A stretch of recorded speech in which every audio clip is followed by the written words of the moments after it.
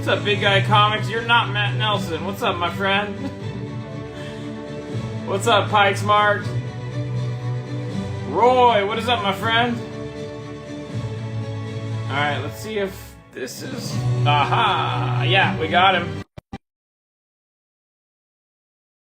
Then we'll jump right into the questions you guys asked. We'll take questions from the audience as well. What's up, Wayne? Matt, how are you? Hey, I'm doing great, Callie, man. how you doing? I'm glad we're getting to do this. I know everybody's busy, so great to see you, man. So let me set this up a little bit, you guys. So this is Elite Comics 11 Graders Corner. On this program, Matt Nelson. This is Matt Nelson, the president of CGC, primary grader. We try to get together about once a month, schedules permitting, and we take a lot of questions. Matt, CGC, shout out to them for making themselves available. Crazy access to appreciate, because they appreciate the community, you guys. We should appreciate that. That's awesome, Matt. With that being said, Matt, welcome back. How are you? Yeah, no. I'm fine. Yeah, thanks again for having me on. It's always a pleasure. Yeah, things are going fine. Just coming out of, let's see, what month are we in? September. So coming off the show season for the summer. Still got New York coming up here in 2 weeks. Yeah, it's still rolling along. The year is still very, very busy. Great. All right, guys. Good. So before we get started, first things first, you guys got to pick up this book. All right. Matt called me out. I didn't have it in my hands last time. It is here. I had been using it, so it's here, you guys. Matt, how can you? So Matt Nelson, not only the president and primary grader of CGC, but he also literally wrote the book on comic grading. Matt, where can they get a copy of this? So on the CGC Shopify site, I believe we have a link. I think we have a link on the website, but we're getting close to selling out, believe it or not. Yeah, the book is a must-have. I think every collector should get a copy. There's something in there for everybody. But we're down to, I believe, hardcovers only, and I think we have a few signed copies left. But we're getting down. We're getting close to running out. So I mean, obviously, we'll do a second printing at some point in the future, but there may be a bit of a time gap. So if you're looking to get a copy in your hands, you can put it off. I would say the time is now. Go and get your first print copy. Everybody wants the first print, right? So almost sold out. Okay. Yeah, there you go. That's the other thing. That is the only first print. That's it. We're not printing anymore. The next run will be a second printing, I guess you can call it. Yeah, there it is. I can't get a yellow label though, yeah, right? So this, if you want the very, qualified, right? All right, Matt. I have a bunch of questions to the community I'm going to pass along. Before we get into that, is there anything about CGC, any news updates you want to provide just off the bat? Oh gosh, Okay. now I'll probably think of some stuff as we go along, and we've always got a bunch of stuff in the pipeline. You see, we're constantly releasing news on, signings and changes to our submission process, new ideas, new launches coming out all the time. Many things always in the pipeline. So we'll just roll along, and I'm sure we'll talk about a few. Again, we put up a post before we do these, and I try to give priority to people that actually give us a heads up about their questions on the post, so they're going to get priority. I'll work my way down. So first things up, a topic that I'm sure a lot of people have run into, staple rust, Matt. So we know it affects the grade, but there's like oxidation and rust, and then there's different potential degrees. I mean, is it just staples? I mean, is it just rust, no rust? Is there different degrees of it? How much does it impact the grade? A lot there, but what are your thoughts on that? Yeah, that's a tough one because it involves several things going on. Obviously, you start off with discoloration on the staple itself, not necessarily rust, but the staple started to turn colors a little bit. That's not really going to have much of an effect on grade except at the very, very top. But then obviously past that point, rust starts to set in. Then you have rust on the staple. Then it starts to migrate to the paper around it. And that's another problem. That's a different issue. And then, of course, the worst is when the rust has degraded the staple and the paper to the point where you've got detachments, or in the most extreme cases, the staple's literally disintegrating, or disintegrated, and all you have is a pile of rust left. Now you have no staples in the book, essentially. So yeah, it runs the gamut. So, you know, I mean, light rust on a staple is actually, we don't hammer it as hard. You know, in fact, I was just talking to a few graders, or I'm sorry, a few collectors last week, and they were surprised to hear how lenient we were on rust, at least in their eyes. You know, they were thinking rust on a staple brings down to like 4.0, 3.0. No, it depends on the degree of rust and the effect it has on the paper. So, you know, like a lightly rusted staple can still get like a 9.0, maybe even a 9.2. You know, maybe down to the 8s. You know, there's Larson books typically have light rust on the staples sometimes because they were, you know, stored in a barn with some humidity, and so they've got foxing, but they also have white pages too, so that's a benefit. But then, you know, I think the serious effect on grade really starts whenever it migrates to the paper, because now you've got like big unsightly stains all around the staple, and then of course once you get into detachments, now you're moving into a different defect that, in addition to the rust, you have to factor in a detachment, which is a whole different thing. So, you know, real quick, like a staple that's 1/2 detached, say from the front or the back cover, but still attached on the opposite side, can still get like in the 8s. A void attached staple usually lands around a 7, give or take. And then of course you factor in the rust on the staple or the staining on the paper. You know, particularly the staining on the paper can bring it down a little bit lower. But if you have a 2-staple book and both staples are rusted and detached, now the book is down to a 4.0. And then of course if the staples are completely missing, now it could go even lower. Because typically we max out around 3.5 for a book with no staples. So it ranges, yeah, it go from the 9s all the way down into 3.5 pretty much. Just exploring this a little bit more. So okay, so you told us if the rust migrates to the paper, that's a bigger hit. But is there different levels of a hit if we're just talking about rust visible on the staple? Like if it's just some rust visible versus, oh my gosh, the staple's actually almost compromised, is it still going to get the same hit, or is it a little bit different? Yeah. The amount of rust on a staple is a factor as well. I mean, it's pretty rare to find a staple that's caked with rust that hasn't migrated to the paper, because the extent of oxidation or corrosion rather has extended to the paper by if it's going to affect the staple that bad, it's probably spreading. But that being said, yes, a staple with chunks of rust on it are going to be hit harder. But typically you can lightly scrape that off. You know, that's the thing, is that, you know, I mean, there's always a risk of creating a situation where the staple looks replaced. You know, if you've got rust all over the paper and the staple sitting there right in the middle of it, all nice and shiny or pretty shiny, then, you know, that could be an indication of replacement. But, you know, generally, if you're just doing a light scrape just to kind of get that top layer of rust off, that's usually okay. And that'll obviously minimize its effect on grade, and also to kind of slow down or retard the effects getting worse, or the corrosion getting worse and piling up on itself. So yeah, I mean, and you know, like a staple with caked rust, okay, I guess it could be in the 7s. You know, it's possible, but you know, usually, like I said, it's migrated to the paper. Okay. That's a factor, or people just. All right, I guess along similar lines, but a little bit it's different. So I had questions about foxing, staining, discoloration. I mean, I know we've been noticing it definitely. Foxing, especially, can be surprising, the hit it takes on grades. But you know, are there different degrees? Like a little bit of foxing, a little bit of staining, I would imagine that it is a degree thing. And how much is a hit? I guess foxing has come up more than the others. I think we all know about staining, but there's a lot to that as well. You want to explore that a little bit? Sure. Yeah, foxing, staining are different things to some degree, but they kind of have similar effects in terms of how we judge them. So it's an aesthetic thing mostly. How big is the stain? How dark is the stain? How deep is it? Has it rippled the paper? That's more of a stain issue. Foxing usually doesn't ripple. Foxing, you know, is like the little spots.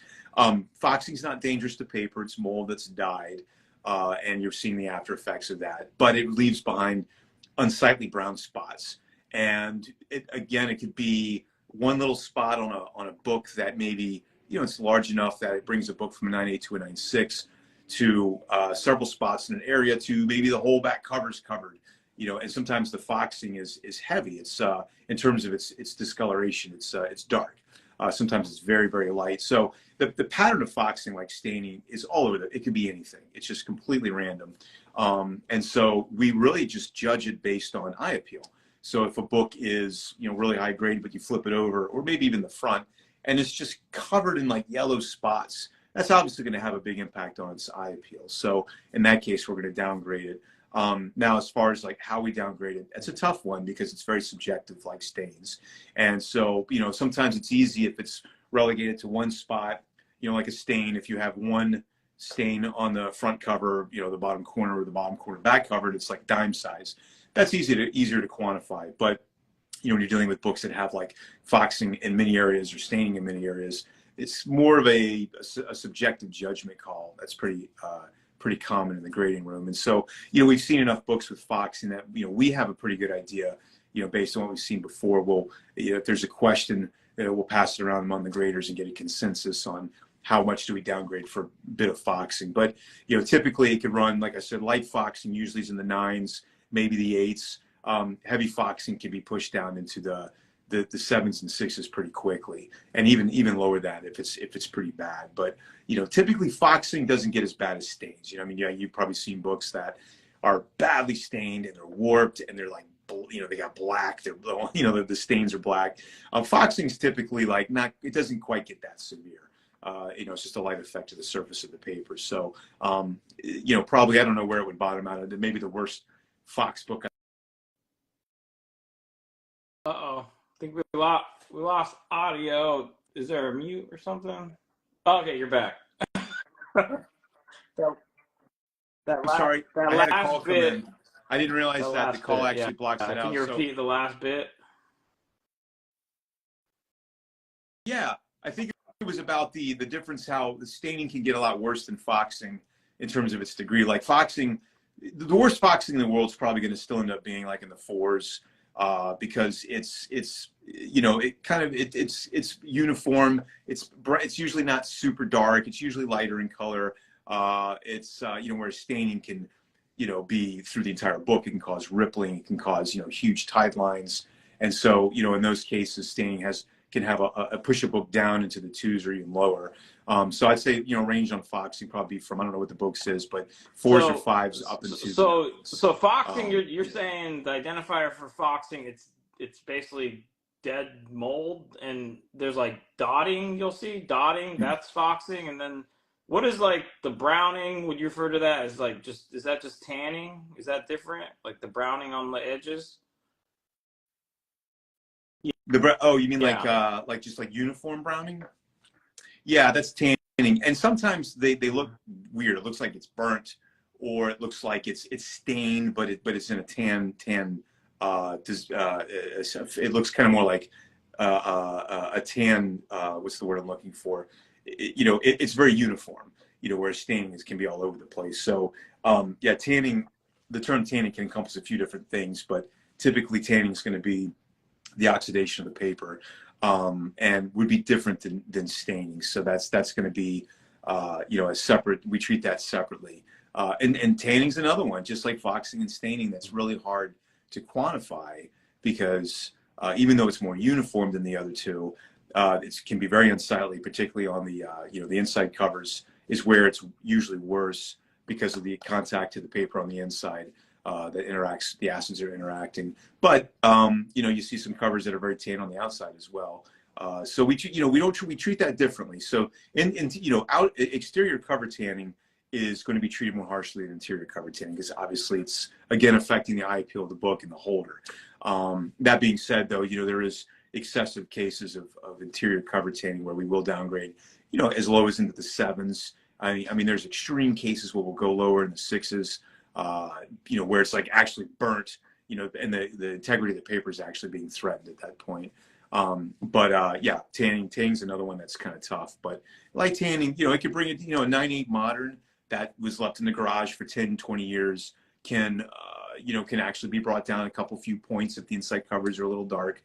You know, again, we're a little more lenient with cover tanning on golden age than modern because, you know, they're older, they've had longer to age. Obviously, there's, you know, modern books are typically white, so it's a bit more of a drastic defect whenever you have that on a modern book.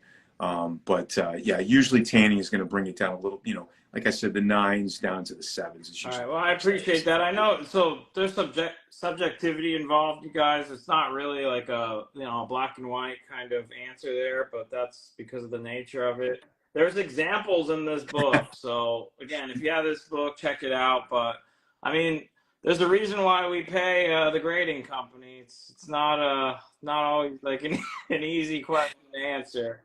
Yeah, I wish I had a more clear answer on those 3 defects. It's a very subjective case by case situation, and like I said, the smaller the defect in those 3, the easier it is to arrive at a grade. But yeah, sometimes you get some really weird foxing or, you know, large amount of staining, and it's difficult, especially when you're working with a lot of other defects going at the same time. So thanks for exploring that. All right, the next question.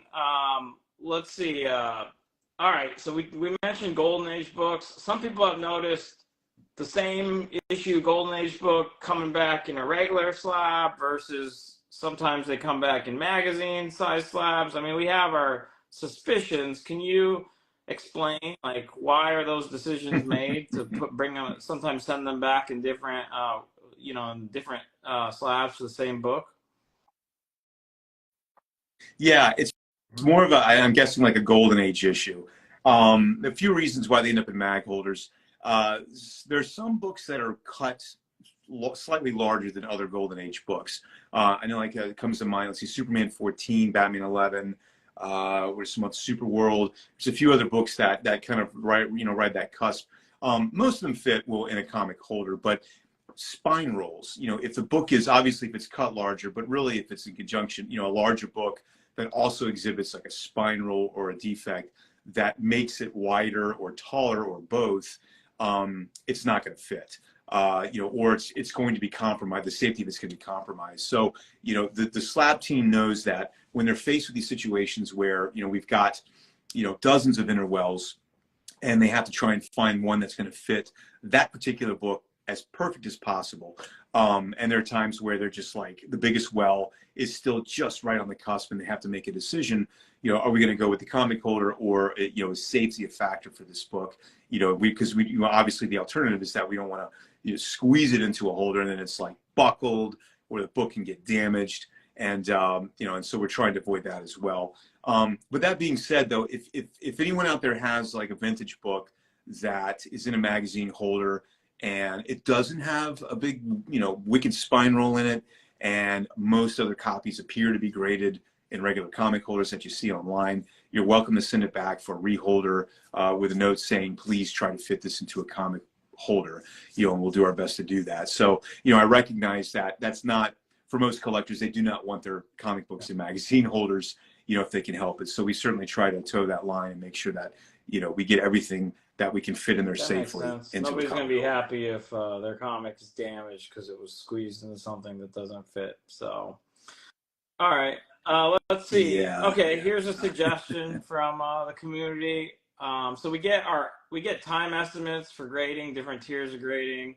People have been noticing that sometimes their boxes arrive, but it's quite some time until they're opened. I mean, varying times.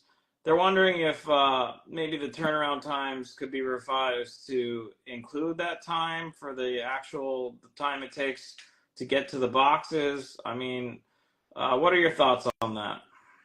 Mm-hmm. So currently we've got the opening mail has been fluctuating since we've gotten caught up on the middle and the back end of the process. Really, the opening the mail has become the one area where it fluctuates, and it ranges anywhere from a few days to, you know, we've been up to like a couple of weeks to open mail. Obviously, high value, we request people to, you know, identify those boxes so we can pull those out and get those processed immediately. But for the rest of it, yes, it sometimes sits for those few days. That being said, though, once the mail's opened, it goes through the process pretty fast, within a few days. Received, verified, graded, encapsulated, quality control, and shipped. So currently, I believe, I just checked with our shipping manager. So right now, I think our lag time is only a few days on mail, and again, a few days with grading. So we're looking at 2, possibly 3 weeks on turnaround time for the regular tiers, and I believe we advertise 20 days. And so we don't specifically break it out and say, I don't know if what they're asking is, say mail plus the rest of it, and kind of break the turn times into 2 or something. I don't think we'll do that. I think it's just going to say, this is the time frame that we're at right now. But by my calculation, it seems like we're still coming in at or below the advertised turn times. Again, if we have, a big show like San Diego, a big signing event, we obviously have an influx of books that come in at that point, so that can change that. But it's definitely something that we're working towards right now to get the mail down to 0, or 1 day rather, and keep it at 1 day, just like we've been able to keep the other steps consistent as well. So, that's what we're working towards. We're getting closer and closer. I have a feeling once we get through the rest of these shows this year, through the winter time, we've got other few changes that are going on. I think that's going to really help to tighten those things up, and all tiers should be coming in and going out, right on time, if not faster. I think it's actually probably more about, I know that it was taking a while to get some boxes open, just kind of in hearing some feedback from around the community. So it sounds like you guys are aware of it and are trying to speed up the box opening part. So that's... Oh, absolutely. Yeah. Like we're, like I said, our goal is to get everything down to pretty much close to 0. So mail is our number one it's been our number one priority now for a while. And so, yeah, we're definitely working hard to get that down. All right. Next question, also from the community, the post that we put up, page quality. It's in your book, it's covered. There's a scale of page quality, and it's about obviously the condition of the interior pages. Do we need to think about page quality when we're deciding whether or not it's safe to press a book? When you get to the lower quality of paper, at some point, are you now thinking that there's a risk to the book or the paper inside if you press it? Somebody asked that. Yeah, there's always been a risk. Since I started pressing over 20 years ago, I quickly found out that obviously weak or brittle paper is not going to work. If there's pressure involved, obviously, and then other factors, paper that's weak can split or chip or anything like that. So that's always been a concern. That's always been a factor in determining whether a book is a good press candidate or not, or safe.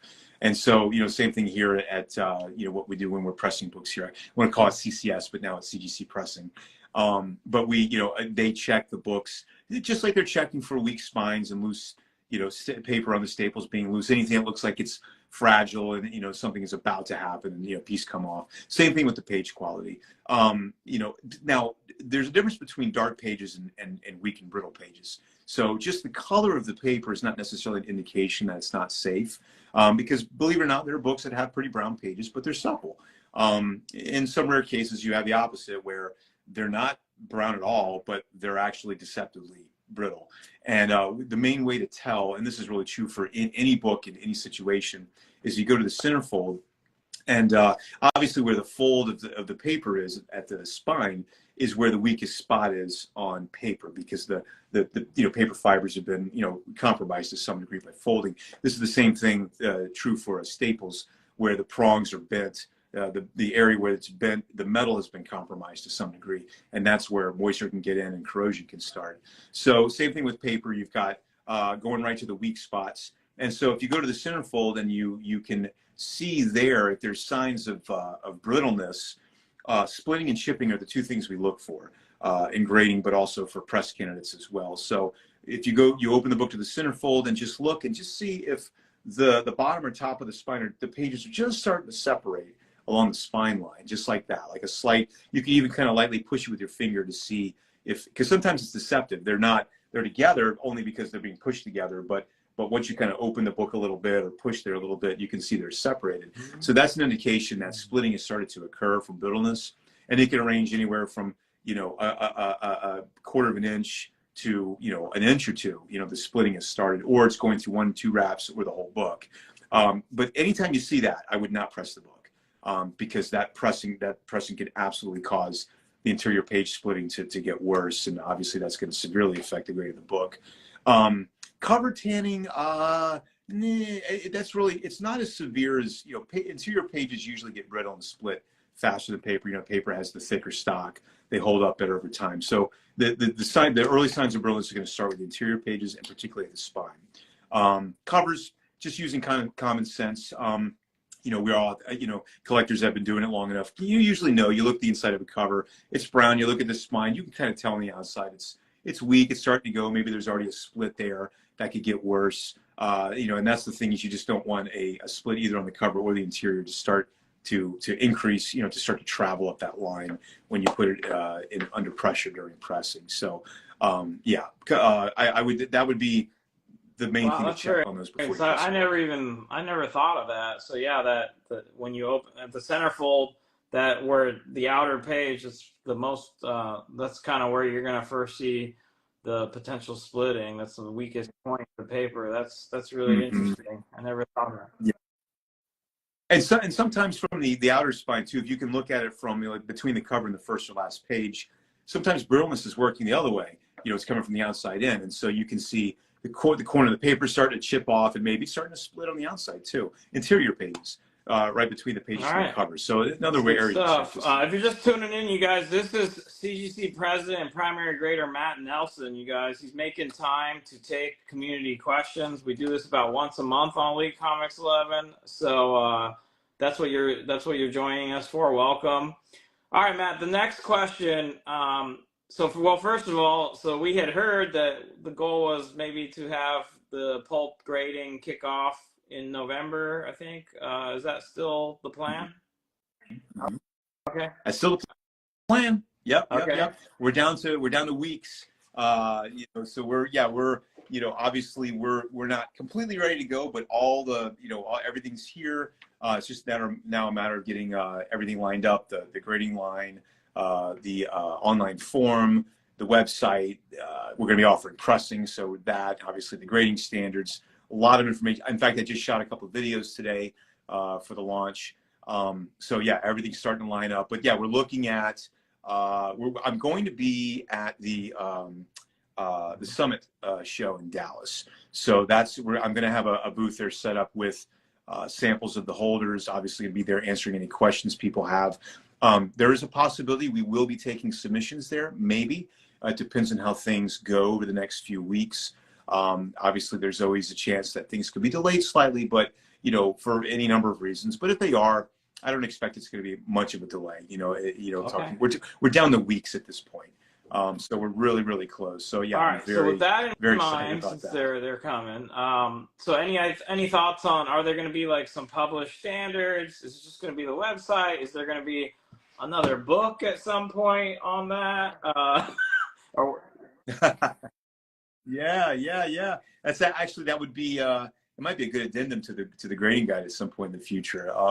But yeah, we are grading pulps using the same grading standards as comics, the same grading scale as comics, same page quality, same restoration, everything. But there will be some differences on a few things. We are going to publish that. That information is going to be on the website. I'm sure it'll be in like some, there'll be an e-blast that'll go out, pointing to that. Videos, we're going to be making lots of videos about pulps, covering not just the cool factor and the history and the collectability and the holder and the numbering system, but also the grading standards. And so, just to touch on a few of those things, we may have talked about it earlier, but we'll be getting a lot more information about this out in the future. But like trimming, that's probably the big one. Trimming is going to be in a universal label. If we had detected, so it'll still be identified exactly the same way in the label. But instead of giving it a purple label, we're just going to downgrade for it. And it's going to be based on the severity of the trimming and the grade otherwise. So obviously your best case scenario is going to be one edge of one, front cover trimmed, 2 edges, 3 edges, back cover, and then you get into like the whole book being trimmed, the edges of all the interior pages or some of them as well on, 1, 2, or all 3 sides. So, that could range, that could take a book down a little bit, or I could drop it, all the way down into the, 4030 range if it's like chopped on all 3 sides. So that's one example of a difference. And then there's going to be other subtle differences like the overhang grading. Obviously, overhang is a factor we don't really deal with in comics. So, it's there on pulps. It's there on most pulps. certainly the regular size ones. You don't see it on bed sheets, but the regular size pulps most often have overhang on one or two sides. And so that's going to be the factor that's probably going to, well, it's definitely going to be factored into the grade to some degree, but mainly affecting high grade pulps, potentially high grade ones, because, you know, once you get into 4.0s and 5.0s and 3.0s, you know, a little bit of damage to the overhang is probably not going to have much of an effect. So, but when you have a pulp that's perfect spine, there's no chip off the top and bottom spine, cover's got its full satin gloss, no creasing, nothing, no chips out. But then you've got the overhang, and you do have like little tears, you know, there along the edge of the overhang. So these are going to be the defects that are going to affect a pulp between, say, 8.0 and 9.8. I wouldn't even bother with 10. So, you know, that's where you're going to have your, you know, your 9.4 looking pulps that are graded 8.5 because they've got some overhang damage. So, and I'm sure there are, you know, they're rare, but I'm sure there's some pulps that have overhang that are perfect. And then there's some pulps that are factory trimmed, like from Street and Smith, that will clearly not have this factor in grading. And so they're the ones, if there's any that are going to get really, really high grades in the 9s, it's likely going to be the ones that are factory trimmed. So overhang's another factor. Spine fading, another factor that we're going to that's going to be involved in grading that we usually don't see in comics. You know, pulp collectors often stored their pulps on bookshelves. You know, first they would trim the overhang off, then they would slide into their bookshelf. So you've got a book with a trimmed edge and a faded spine from exposure to light over time. So that's going to be a factor. That, you know, again, you can have a very high grade pulp, but, you know, Weird Tales is one that's often faded because the spines are red, first color to go. But also, Weird Tales were very popular with collectors. Often they were on their bookshelves. If collectors had pulps in their bookshelf, it was Weird Tales and with the red spines. And so I've seen them where they're like faded out yellow, like a, you know, almost in like the letters, you can't even read anything on the spine anymore. So obviously in that case, you know, if a pulp is 8.0 and it's got, you know, a spine with that kind of fading, we're going to drop it. You know, we're going to drop it down. You know, I mean, it's an aesthetic defect. It's not in your face, so it's not going to kill the grade, but it could lower it to like the 7 or the 6 range, let's say. And obviously, you know, once you get down to like the 4 range, it's not going to have much effect. And then one more I'll throw out there is like pages, missing pages. Pulps have more pages than comics, sometimes a lot more pages. And so a missing page is going to have less of an effect. Typically in comics, we, you know, give a book a 0.5 that's missing a page.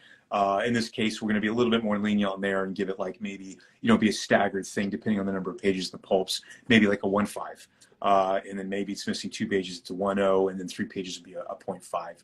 So, you know, these standards we have set up for this depends on the number of pages, depends on the grade otherwise.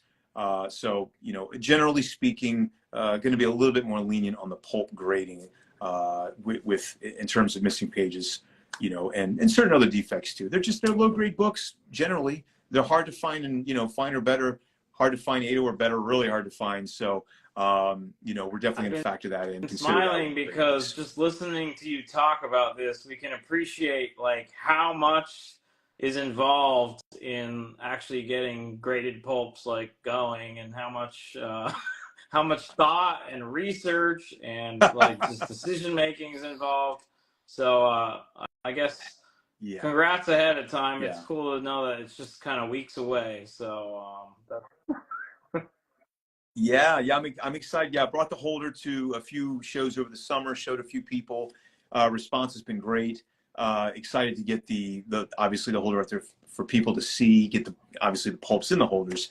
But yeah, a long, hard road to get to this. I mean, this is probably, I'm realizing now, this is one reason why no one messed with pulp certification 20 years ago or even 10 years ago. You know, I mean, even though it was always on the horizon in people's minds, no one really wanted to go there because of the complexities involved just with the holder design alone. Forget the grading and the pressing and all that, you know. But I mean, I fell in love with them. I saw it as an opportunity, not just for CGC, but for the community in general, and not just the comic community, but the pulp community. I mean, this is a great bridge between the two. And I think this is huge for just pulp collectors in general, new and old. And so, you know, for all those reasons, I'm glad. I'm so happy we broke through, solved all these issues, got over these hurdles, and here we are at the precipice, about to launch. So, you know, fingers crossed. These last few weeks go smoothly, and we'll launch in November. You guys, I see some questions popping up. Not ignoring you. Again, just procedurally, we're giving priority to the people that put the questions in the post, and then at the end, we are going to take questions from the audience. So we're not ignoring you, just making that clear. We see the questions. We appreciate them. All right, Matt, the next one from the post to start. All right, Newton rings. So we've seen them. Most people are aware of what they are. You can describe them better than I. But what are they? What causes them? Do they harm the book in any way? And what, if anything, can be done or is being done to prevent them in a slab? Why don't you tell us your thoughts on that? Mm-hmm. Sure. Well, they're not dangerous to the book at all. It's simply two plastics touching each other, which is the inner well and the outer well. You know, the plastic is so smooth and so slick and transparent and clear that it's like your phone. You know, with your phone screen, it's when they touch, they create that puddle effect, and so obviously it's been talked about now for a number of years. And so, on our end, we've done, again, it's one of our, it's been one of our top priorities to mitigate or eliminate that. There, some of the issues that occur with it is whenever books fall in thickness between one of our comic holder sizes, our outer wells. And so we've got, 3 different outer well sizes in terms of thickness. And so, thin books, no problem. Most books, like 8-wrap books, go into the inner well, and the inner well goes in the outer well, and there's enough space in there to where there's enough gap where there's more, most of the time, not going to be any Newton, not going to be any issue there. But some of your thicker ones are slightly thicker, but they go into the same size holder, the small holder. There's less room, and so it's a balancing act between trying to avoid Newton, but also satisfying customer demands, because most collectors would prefer their book to be in the thinnest holder possible. It's aesthetically more pleasing. You don't want to have a thick holder with a comic floating around there and all this extra space. So we're cognizant of that. So it's those books that come down to which one do you use. So we try the best we can to make sure that we're leaving enough room in there to where Newton doesn't occur, or at least if it does occur, it's tiny. You can barely make it out. We've actually had some situations too where we've noticed it shows up in shipping, particularly, I guess, during the hot months. I think heat is interacting with the plastic in the mail, and it's, slightly kind of like, the plastic is absorbing the heat, and, it's just ever so slightly moving, and they can actually start to touch a little bit.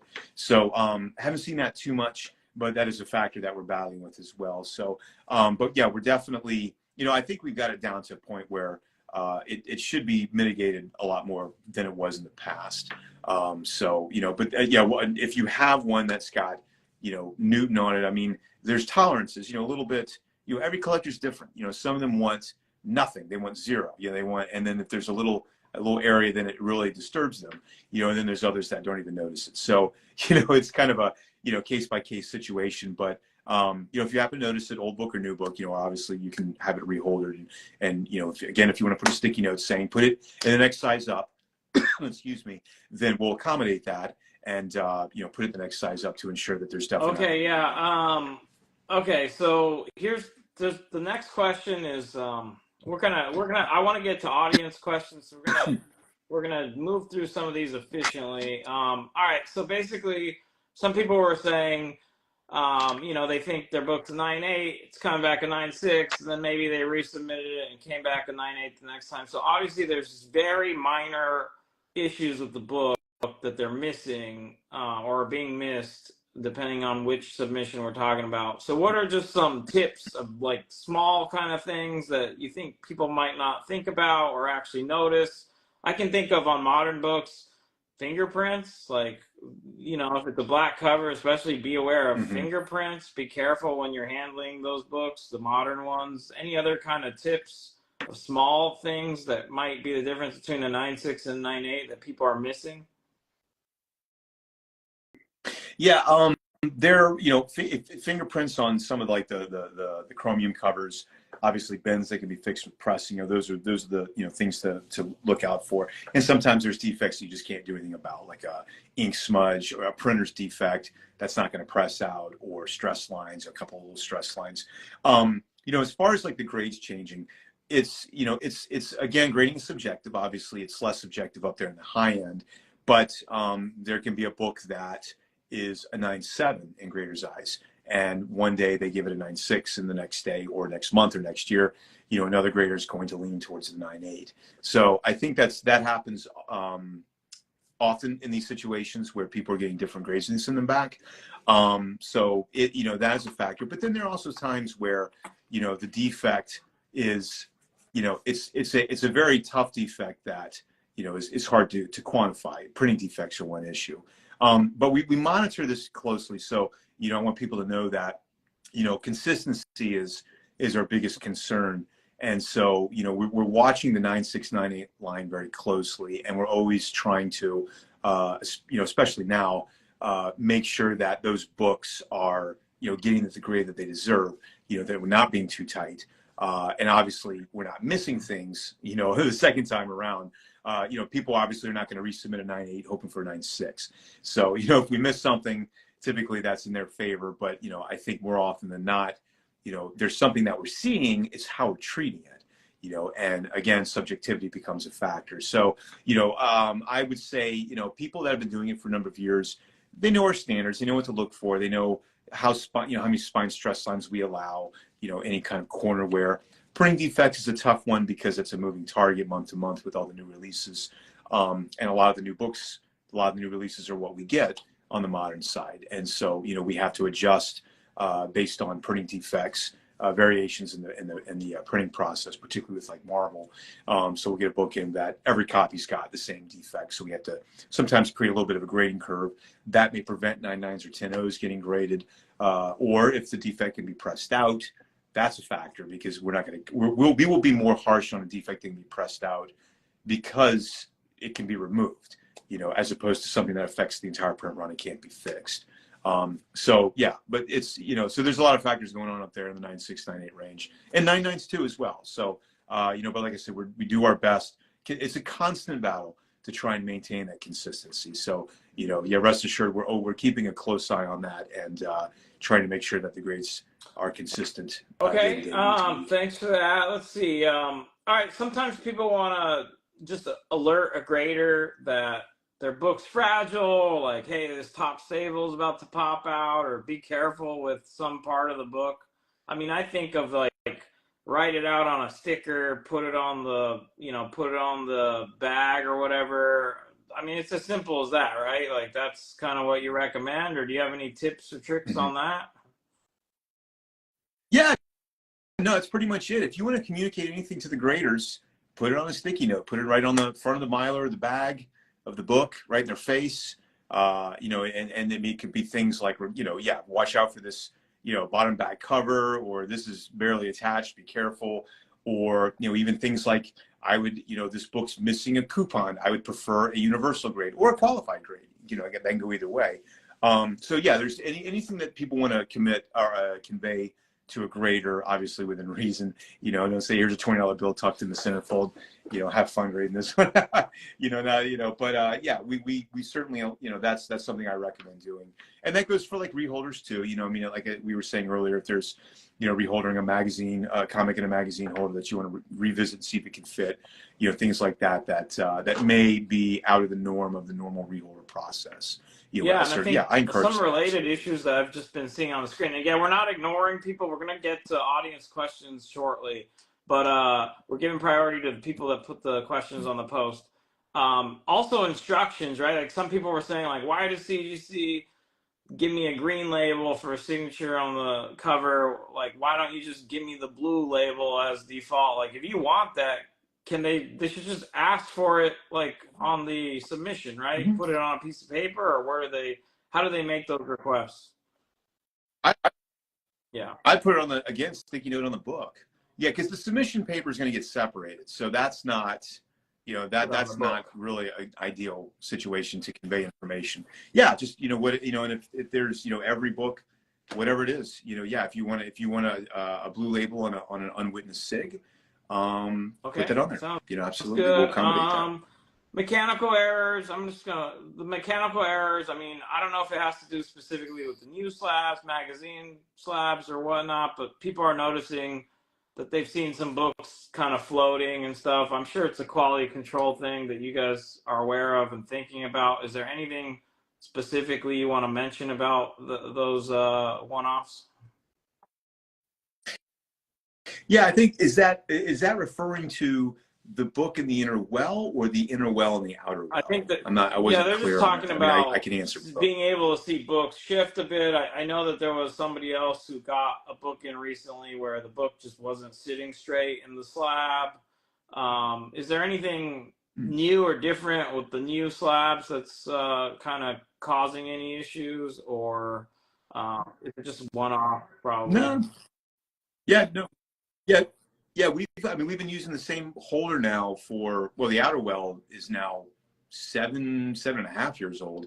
Inner well hasn't changed really. The best, as far as like the books in the inner well, just to give some insight into how we do that process. So we've got dozens of inner wells that we've developed over the years, different depths, different widths, different heights.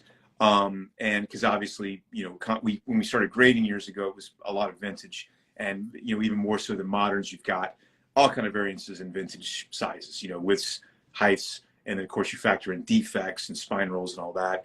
Different companies, publishers over decades, it's just crazy. So ideally you create an inner well that would fit everything, or a few inner wells, but the truth is that it could go on forever. And so we've made dozens, but then we also have wedges that we use, which will accommodate for, if we have a comic that falls in between two well sizes, we can put a wedge in there to kind of close that space.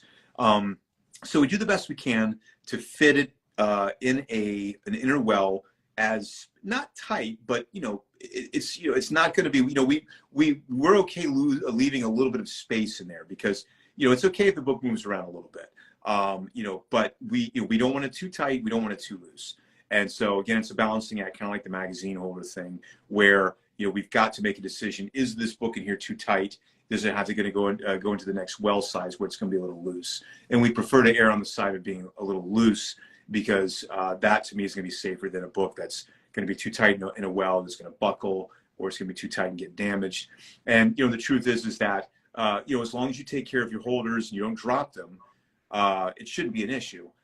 Because if a book's going to get impacted on the edge, the holder, if the book's tight in there or it's loose in there, it's still going to have the damage is still going to transfer through the holder into the book. But we do our best to try and make sure that they're not too loose.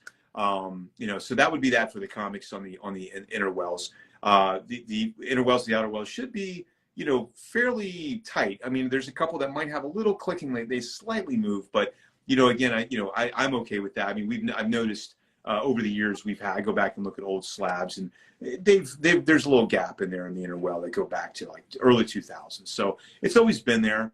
I think these are things that maybe newer customers are coming on the scene and going, they're seeing these things that they're wondering if they're an issue or not. But some of these things have been the case for many years, and obviously over time it's proven that that it's not the books are not going to get damaged or destroyed if they've got like a little an eighth of or a 16th of an inch of space in there. So but yeah, we do try and do the best we can to get it just right.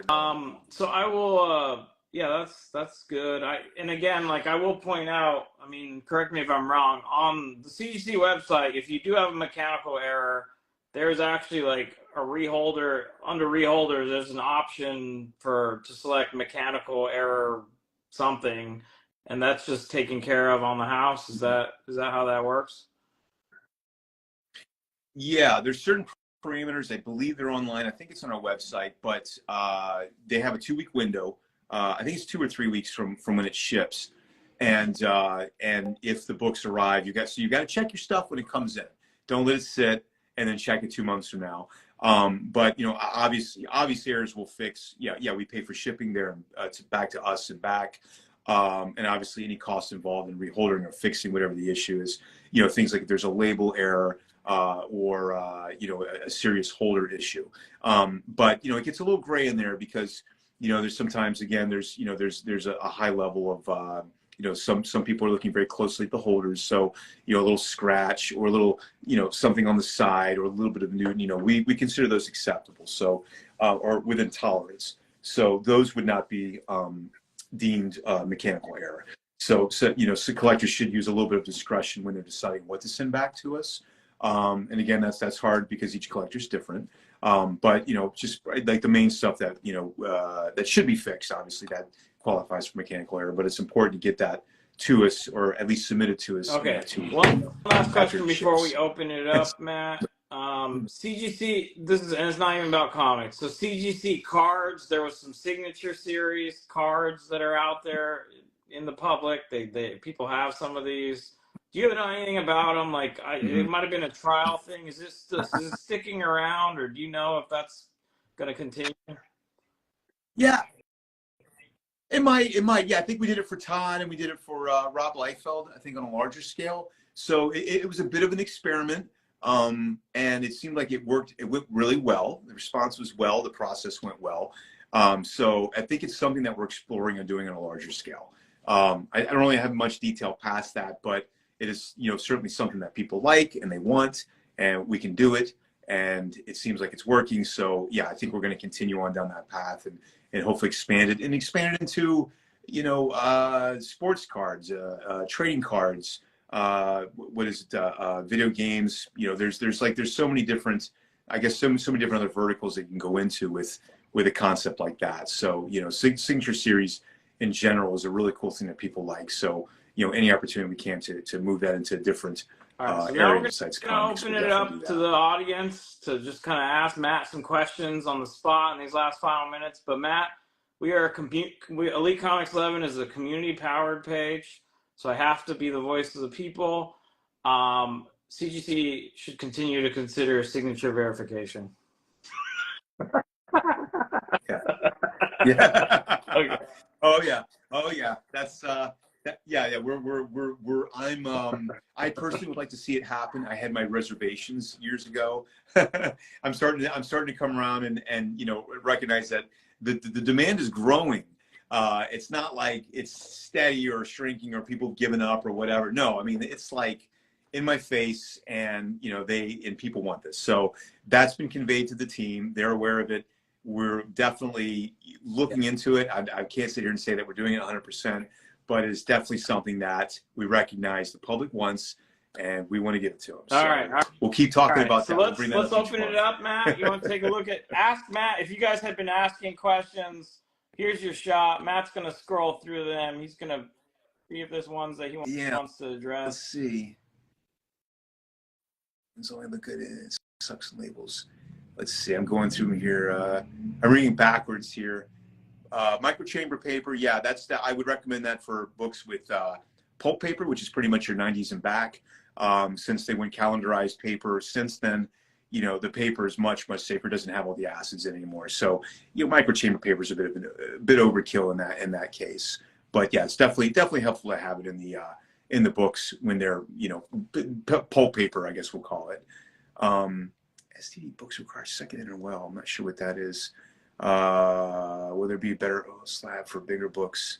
So yeah, I mean, bigger wells. I mean, we obviously the magazine well is as big as we've got right now. I mean, you know, we've talked in the past about treasury editions, bucket list, something I'd like to do eventually, you know, and if we can move into that size, we could probably do a lot of other things that just happen to be a little bit bigger than, you know, like 11 by 17 size stuff.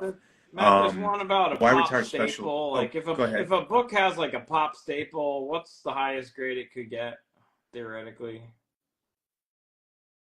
One pop staple, full pop staple is 7.0-ish. You know, it's possible that we've given 7.5s on those. But obviously both pop staples are, you know, the cover's attached. So that's going to be around a 4.0. But then there's variations, you know, like top staples fully popped, the bottom's half popped, or maybe both are half popped. Or maybe it's a one staple book that's half popped. You know, so there's a lot of different, but they usually range from the, you know, 4.0 for a detached cover, I think maybe even a square bound will go a little higher to 5.0 because they're not technically, you know, stapled on. And that's a very rare defect too, by the way, to see you know, a square bound that's attached cover. And then, you know, half pops range anywhere from, you know, the 5s to the, I guess to like the 6s, 5s and 6s would be like your multiple weird multi-pop things going on with two different staples. Yeah, so that would be the range. On reholdering, so somebody old label book, any old label book, is it is it old enough at some point to be automatically regraded, or is it always just going to be a reholder? I mean, I'm sure you guys take a look at it, right? Oh, oh yeah, for reholders, yeah. No, we don't regrade reholders. The only time that we look at a grader looks at a reholder is if it's damaged. It comes in damaged. There's something that's happened to the book where it needs to be reassessed. And we see that sometimes people I don't know, they we see them when they come in, and there might be a book or two we're cracking them out, the team's cracking them out, and they see that because they keep an eye on that. It's not a thing where we're just like reholding. It's like we're looking at each book. Let's say it's a 9.8. This has a corner crunch, or this has this to it, or something, and we'll bring it to a grader and reassess. So at that point, if it can be fixed with pressing, great.